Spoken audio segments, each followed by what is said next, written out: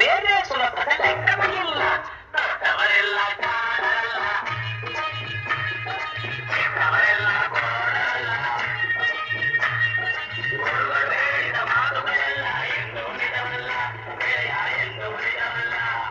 ದೊಡ್ಡವರೆಲ್ಲ ಕಾಣಲ್ಲ, ಚಿಕ್ಕವರೆಲ್ಲ ಕೋಣಲ್ಲ.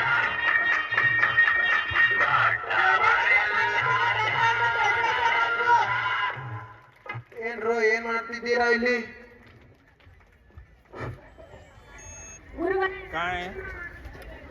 ಗುರುಗಳೇ, ನಾವು ನಿಮ್ಮ ಮಗಳ ಮದುವೆಗೆ ವಿಶೇಷ ಸೇವೆ ಮಾಡುತ್ತಿದ್ದೇವೆ. ಇದೆಂತ ಸೇವೆ? ವಿಶೇಷ ಸೇವೆ ಗುರುಗಳೇ.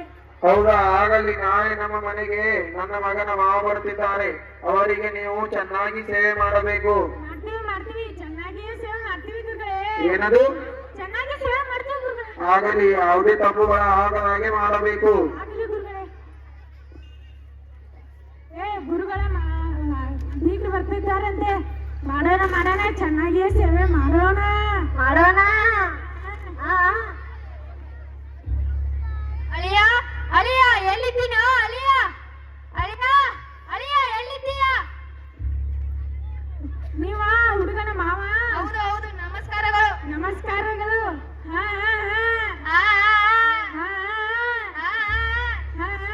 ಹೀಗೆ ಮಾಡ್ತೀರಾ ಸೇವೆ? ಅದು ಏನ್ ಮಾಡ್ತೀರಾ? ಮಾಡ್ತೀವಿ, ಕೂತ್ಕೊಳ್ಳಿ.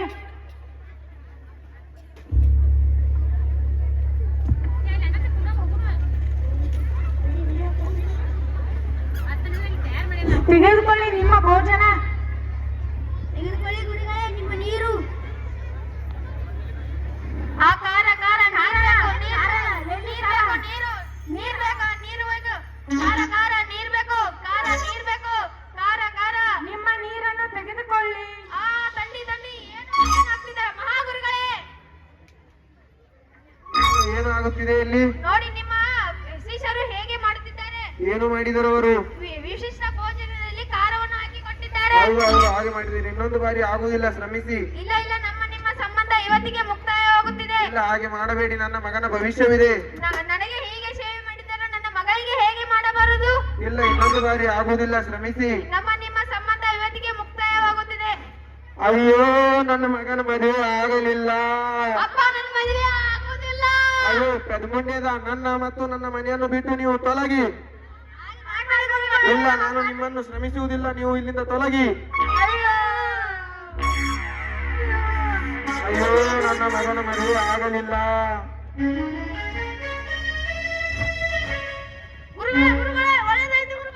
ನಮಗಿಲ್ಲಿ ಕೆಟ್ಟದಾಗಿದೆ, ನಿನಗೇನು ಒಳ್ಳೆಯದಾಯಿತು? ಹೌದಾ? ಹೇಗೆ? ಹೌದಾ? ನಾನು ಎಂತ ತಪ್ಪು ಮಾಡಿಬಿಟ್ಟೆ? ನನ್ನ ಶಿಷ್ಯರನ್ನು ನಾನು ಬಡಿದು ಮನೆಯಿಂದ ಹೊರಗೆ ಹಾಕಿದ್ದೆ. ನೀನು ಹೋಗಿ ಅವರನ್ನು ಕರೆದುಕೊಂಡು ಬಾ.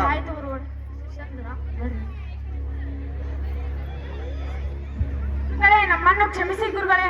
ಇಲ್ಲ, ನೀವು ನನ್ನನ್ನು ಶ್ರಮಿಸಬೇಕು.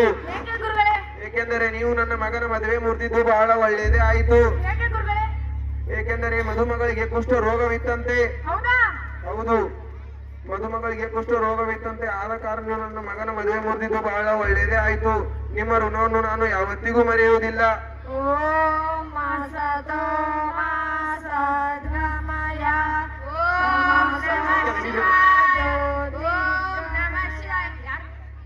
ಯಾರು ನೀವು?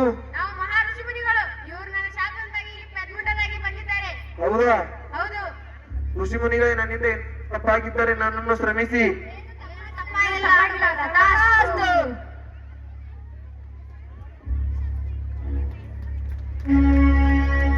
ಈ ನಾಟಕದಿಂದ ಮನೋರಂಜನೆಗೆ ಮಾತ್ರ ಏನಾದರೂ ತಪ್ಪಾಗಿದ್ದಲ್ಲಿ ಕ್ಷಮಿಸಿ. ಧನ್ಯವಾದ.